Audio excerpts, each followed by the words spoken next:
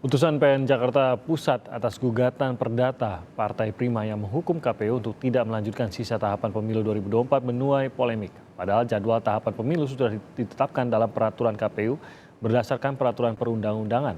Nah, bagaimana seharusnya menyikapi putusan ini? Kita akan bahas dengan sejumlah narasumber. Di antaranya ada anggota Dewan Pembina Perkumpulan untuk Pemilu dan Demokrasi Perludem, Mbak Titi Anggraini, dan melalui sambungan telepon. Dan ada juga pakar hukum tata negara Universitas Brawijaya, Pak Aan Eko Widiarto. Selamat pagi, Pak Aan. Selamat pagi, Mbak Titi. Selamat pagi, Selamat pagi, Mas Timi, Prof. Aan. Nah, Pagi. Selamat pagi, terima kasih sudah bergabung bersama kami. Saya mungkin agar kita memahami dasarnya dulu nih, Mbak Titi mungkin bisa menceritakan apa sih sebenarnya yang digugat oleh Partai Prima ini, kok bisa tiba-tiba kita mendengar Pengadilan Negeri Jakarta Pusat ini memutuskan bahwa tahapan pemilu harus ditunda. Apakah sebesar Iya. itu permasalahan yang sedang digugat di dalam peradilan tersebut, Mbak Titi? Iya. Iya, jadi Partai Prima ini sebelumnya dia sudah melakukan upaya hukum ke Bawaslu dan juga ke PT UN untuk mempersoalkan pendaftaran dan verifikasi partai politik. Jadi baik di Bawaslu, baik di PT UN, upaya hukum dari Partai Prima ini tidak diterima atau ditolak begitu ya. Lalu kemudian setelah langkah berdasarkan sistem penegakan hukum pemilu dilakukan dan itu diatur di Undang-Undang Nomor 7 Tahun 2017. Jadi sedikit ilustrasi, Undang-Undang Nomor 7 Tahun 2017 itu mengatur kalau ada pelanggaran administrasi dalam pendaftaran dan verifikasi partai politik menjadi peserta pemilu diselesaikan oleh Bawaslu. Ini pelanggaran administratif pemilu soal tata cara, prosedur, mekanisme. Nah, kalau kemudian ada keberatan yang berupa sengketa proses, jadi terkait dengan keputusan yang dibuat oleh KPU, maka jalurnya lewat Bawaslu.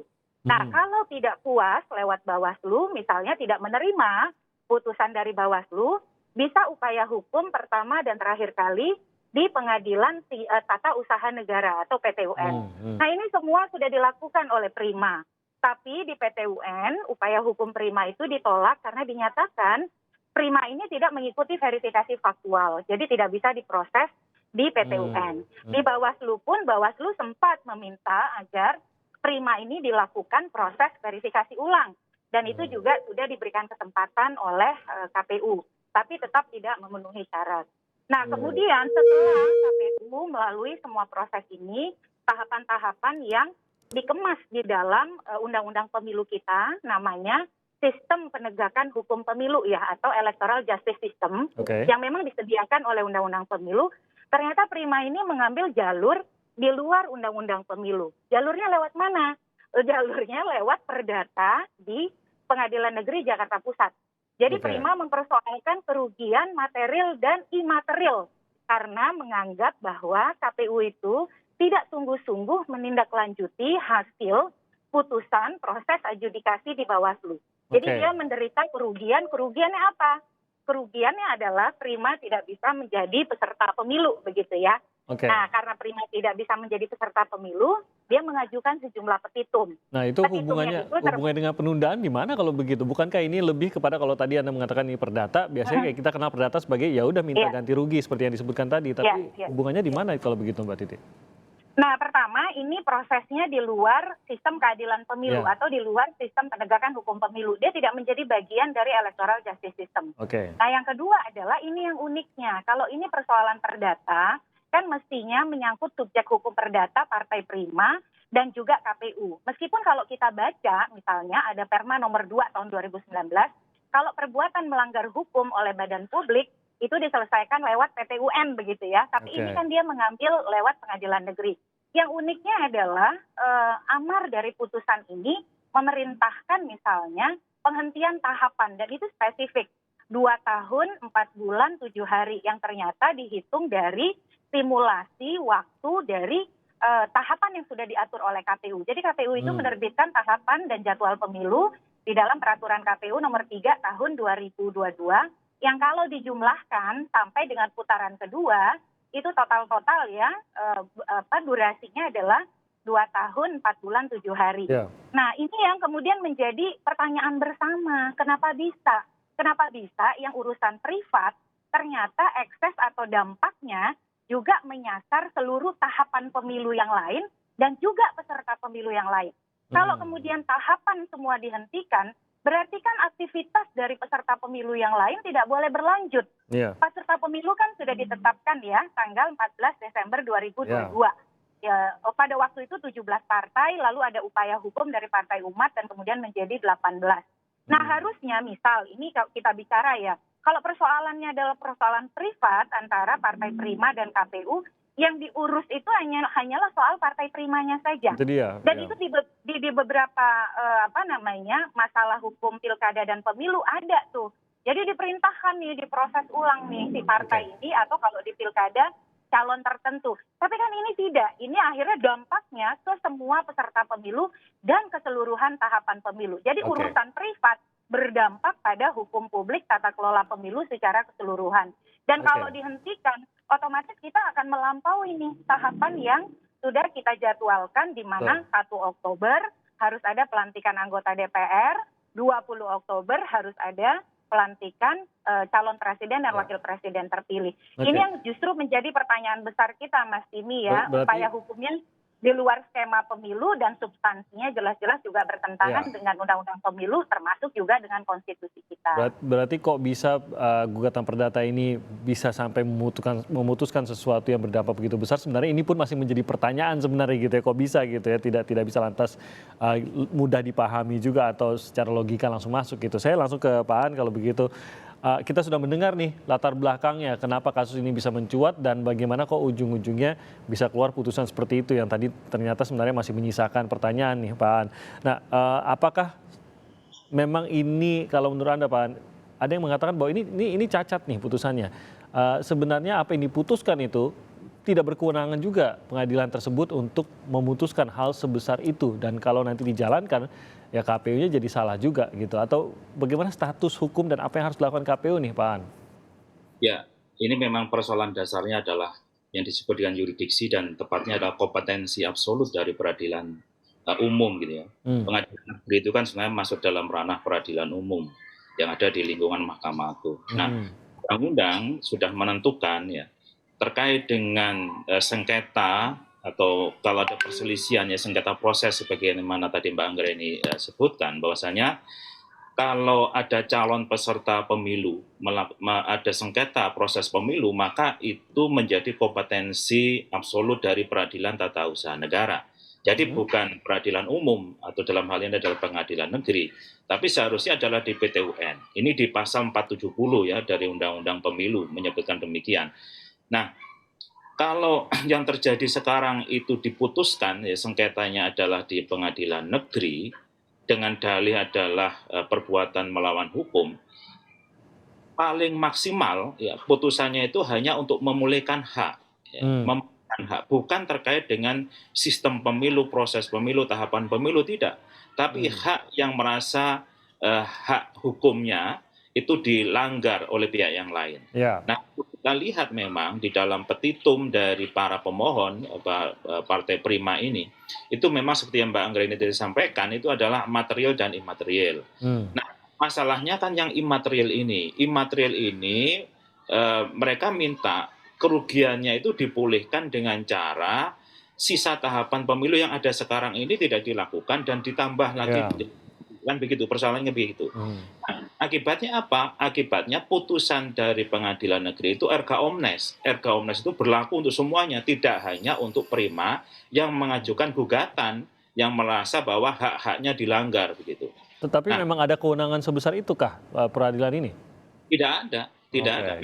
Jadi meminta sesuatu yang sebenarnya tidak ada kewenangannya juga di pengadilan tersebut gitu ya Pak? Betul. Dan ini adalah wewenang PT UN, bukan wewenang pengadilan negeri. Begitu. Ini yang harus diletakkan betul. Nah, apa implikasi hukumnya menurut saya batal demi hukum karena tidak berwenang. Ya. Kalau tidak berwenang ya dianggap tidak ada mulai dari awal. Nah, semoga nanti dalam tingkat peradilan berikutnya ya dibanding bahkan nanti kalau misalnya tidak puas sampai ke kasasi ya tidak dikabulkan begitu atau ini dianulir ya putusan dari Pengadilan Negeri Jakarta Pusat ini. Jadi memang bisa dibilang bukan juga bukan yurisdiksinya tidak tepat juga karena ini kasus perdata, tiba-tiba kok mengikat ke pihak-pihak di luar dari yang berkasus. Kalau perdata kan biasanya mengikat kepada mereka yang memang tergugat dan menggugat di dalam kasus perdata tersebut gitu ya Pak An ya, sehingga ini yang membuatnya akhirnya batal demi hukum. Tapi proses batal demi hukumnya ini apakah ada proses menuju ke sana, Pak An? Ataukah ya udah KPU tidak usah menganggap sama sekali? Ataukah ada proses yang nanti akan bisa menyatakan bahwa putusan yang sudah diketok palu ini akan batal demi hukum, Pak An? Ya, batal demi hukum itu juga harus tetap ada putusan yang membatalkan. Oke. Hanya nanti bedanya, kalau batal demi hukum itu dianggap tidak ada putusan itu, sehingga dampak-dampak akibat hukum yang muncul ya setelah putusan itu diketok itu dianggap tidak ada. Beda dengan dapat dibatalkan. Kalau dibatalkan itu adalah setelah putusan yang membatalkan, itu dianggap tidak ada. Tapi kalau batal demi hukum, maka akibat hukum setelah putusan ini ada itu dianggap tidak ada. Oke, dan akan ada prosesnya begitu ya yang akan dijalani untuk hal tersebut gitu ya. Ada proses. Nah, saya khawatir ini Mas Ngerti. Ya. Jadi di Undang-Undang 17 di Undang-Undang 7 tahun 2017 itu di pasal 517 itu ada ketentuan. Setiap orang yang dengan sengaja menggagalkan pemungutan suara itu dipidana. Nah, saya khawatir ini ada timbul masalah baru lagi kalau seperti ini. Kalau hakim dianggap menggagalkan pemungutan suara ya, kemudian ada yang mengadukan ini ke tindak pidana, wah ini bisa aja masuk ke 517. Hakimnya justru? Ya, karena kan ini dalam konteks menggagalkan pemungutan suara dan karena tidak punya kompetensi tadi itu. Oke, nanti kita akan lanjutkan pembahasan ini. Kita jeda sebentar, kami akan segera kembali di Sapa Indonesia Pagi. Saya ke Mbak Titi, kalau begitu ke tahapan pemilu dan kepada Partai Prima, apa efeknya, apa kedepannya, apa yang harus dilakukan oleh masing-masing partai, baik itu yang peserta pemilu maupun oleh Partai Prima sendiri terkait dengan keputusan dan kemungkinan ada banding ataupun gugatan terhadap keputusan ini, Mbak Titi? Ya, ini memang putusan yang agak unik ya, karena di dalam amarnya sendiri itu hakim menyatakan meskipun ada upaya hukum banding, tetapi putusan itu bisa langsung dieksekusi. Ya. Nah, saya kira terkait ini juga KPU tidak bisa langsung mengeksekusi dengan menghentikan tahapan. Karena mengapa tadi ya sudah disampaikan bahwa ada persoalan kompetensi absolut atau yurisdiksi dan juga konstitusionalitas pemilu yang bermasalah begitu. Jadi kalau menurut saya KPU dalam hal ini pertama tetap harus melanjutkan tahapan sesuai dengan peraturan KPU nomor 3 tahun 2022. Jadi tahapan tetap harus berjalan seperti biasa. Yang kedua, KPU kan juga sudah menyatakan akan melakukan upaya hukum banding. Nah, ini yang dalam pandangan saya KPU harus menyiapkannya dengan sangat serius. Karena kalau kita perhatikan putusan 757 itu ya, KPU itu kalau kita lihat dari sisi bukti hanya mengajukan 20 alat bukti. Jadi saya mungkin menduga karena KPU saking yakinnya begitu ya bahwa ini kompetensi absolutnya bukan di pengadilan negeri, sehingga mungkin agak santai di dalam merespon upaya hukum di pengadilan negeri. Nah, ini jadi evaluasi nih bagi KPU supaya tidak kemudian menyepelekan apapun upaya hukum yang dilakukan oleh calon peserta pemilu atau pihak-pihak terkait. Nah, yang berikut kepada partai politik peserta pemilu yang sudah ditetapkan 18 partai politik dan juga 6 partai politik lokal di Aceh, ya saya kira prosesnya tetap berjalan seperti biasa. Kan sekarang sedang pemutakhiran data pemilih ya sampai 14 Maret. Itu harus diawasi. Lalu di bulan April akan dimulai diumumkan pendaftaran calon. Pendaftaran calonnya akan berlangsung tanggal 1 sampai 14 Mei 2023. Kalau tidak ada aral melintang. Jadi ya Partai Prima saya kira juga harus mengikuti proses ini ya, karena putusan ini juga belum inkrah. Kira-kira begitu Mas. Oke, jadi itu yang sebenarnya ya dijalankan saja sesuai dengan tahapannya sambil menunggu proses ini yang sebenarnya kalau meskipun dikatakan bisa diterapkan semerta-merta tapi tidak perlu mengkhawatirkan hal tersebut. Yang penting KPU lebih siap gitu ya menghadapi kalau memang ini banding. Nah, saya ke Pak Aan. Banding artinya apa nih kalau begitu Pak An? Apakah akan menghadapi hal yang sama lagi dalam arti bisa saja keputusan yang dianggap tidak sesuai yurisdiksinya ini diperkuat lagi di pengadilan tinggi, dan apa efeknya nanti? Ataukah justru memang harus banding untuk menegaskan bahwa keputusan ini tidak tepat, bukan yurisdiksinya, sehingga di tahap banding nanti akan lebih jelas mengenai sebenarnya lingkupan dari keputusan terhadap gugatan ini apa saja dan bisa diluruskan.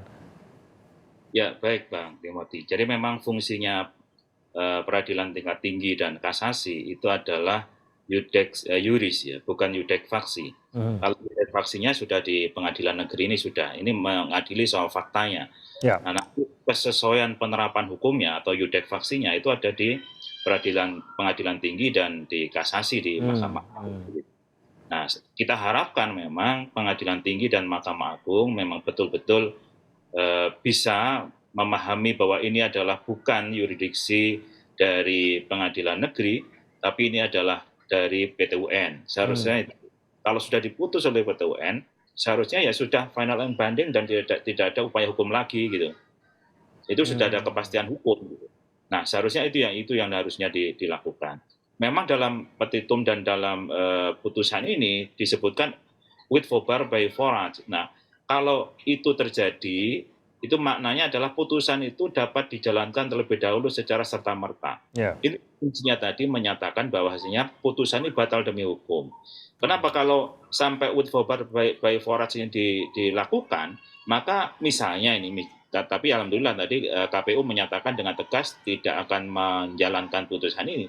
Tapi kalau toh seandainya KPU menjalankan putusan ini, itu juga tidak salah karena dalam petitumnya disebutkan bisa dilaksanakan lebih dahulu gitu ya, sebelum mempunyai kekuatan hukum tetap. Nah, ini saya kira memang pentingnya menyatakan bahwa putusan ini batal demi hukum oleh peradilan di yudek yurisnya. Membatalkan itu apakah lantas nanti Partai Prima bisa mengatakan bahwa ia direbut hak untuk keadilannya karena secara keputusan ini sebenarnya sudah dimenangkan tapi dibatalkan gitu, sebuah keputusan yang mereka anggap sah gitu? Ya, vonisnya kan banyak. Ya, vonisnya kan banyak. Tidak hanya satu item tadi yang nomor 5 itu yang penundaan. Jadi kalau perkara ganti materialnya tetap dikabulkan, kemudian ada putusan lain ya, karena kan dalam suatu putusan itu diputus adil-adilnya begitu. Yudek faksi yang akan menentukan. Jadi tidak seluruh keputusan ya, tapi bisa kepada poin-poin keputusan yang memang dianggap meresahkan tadi atau memang tidak sesuai dengan yurisdiksinya sehingga kewenangan tersebut tidak bisa dijalankan atau putusan tersebut tidak bisa dijalankan. Baik, semoga ini bisa cukup jelas bagi masyarakat yang menyaksikan. Ya, Mbak Titi, ada satu yang harus ditekankan bahwa dalam Undang-Undang Pemilu tidak dikenal penundaan pemilu karena putusan pengadilan, apalagi di luar skema penegakan hukum pemilu yang diatur di dalam Undang-Undang Pemilu. Ya. Kita memang mengenal ada pemilu lanjutan dan pemilu susulan. Itu penyebabnya adalah satu, adanya kerusuhan, yang kedua gangguan keamanan, yang ketiga adalah bencana alam. Dan itu pun mekanismenya harus dilihat dari skala wilayahnya. Bertingkat, kalau di tingkat kabupaten berarti yang ditunda sementara di tingkat kabupaten itu. Dan pada konteks kalau misalnya terjadi bencana alam luar biasa, seluruh wilayah Indonesia membuat kemudian betul-betul tahapan tidak bisa dilanjutkan, itu pun prosedurnya adalah tetap harus melalui KPU. Jadi saya kira dalam hal ini kan ada pernyataan ya dari pengadilan negeri yang, ini kan tidak ada mau menunda pemilu, ini hanya penghentian tahapan. Tapi harus diingat di dalam putusan itu disebutkan menghentikan tahapan dan memulai dari awal lagi. Awal lagi itu artinya apa? Perancangan peraturan, penganggaran, penyusunan program, dimulai lagi pendaftaran dan verifikasi partai politik dari awal. Nah, disinilah argumentasi yang betul. Disinilah logika yang saya katakan bisa dikatakan logika yang tidak masuk akal, sulit dipahami, tidak jelas alas hukumnya, dan sangat mencurigakan serta ganjil begitu ya, janggal bisa dikatakan. Jadi saya kira ini yang kemudian oleh kita KPU perlu menyatakan hal yang sangat tegas terkait dengan kepastian tahapan pemilu. Karena pemilu itu kalau demokratis sederhana saja, prosedurnya bisa diprediksi dengan baik, tapi hasilnya kita nggak pernah tahu. Itulah kenapa dalam pemilu itu ada tahapan-tahapan yang kita terikat di dalamnya, sebab kita perlu mendapatkan posisi-posisi publik yang masa jabatannya itu tertentu begitu, tidak boleh dilampaui. Ini mudah-mudahan menjadi pemahaman kita bersama. Baik, terima kasih Mbak Titi. Semoga jelas apa yang dijelaskan Mbak Titi dan juga Pak Aan dalam forum kita pada pagi hari ini, bahwa apakah aturan ini perlu dijalankan atau tidak, tadi sudah dijelaskan. Terima kasih banyak atas penjelasannya Pak Aan, terima kasih sudah bergabung bersama kami, dan juga Mbak Titi Anggraini, terima kasih banyak sudah bergabung bersama kami pada pagi hari ini. Salam sehat untuk Pak Aan dan juga Mbak Titi. Terima kasih. Terima kasih Mas Titi, Prof. Aan.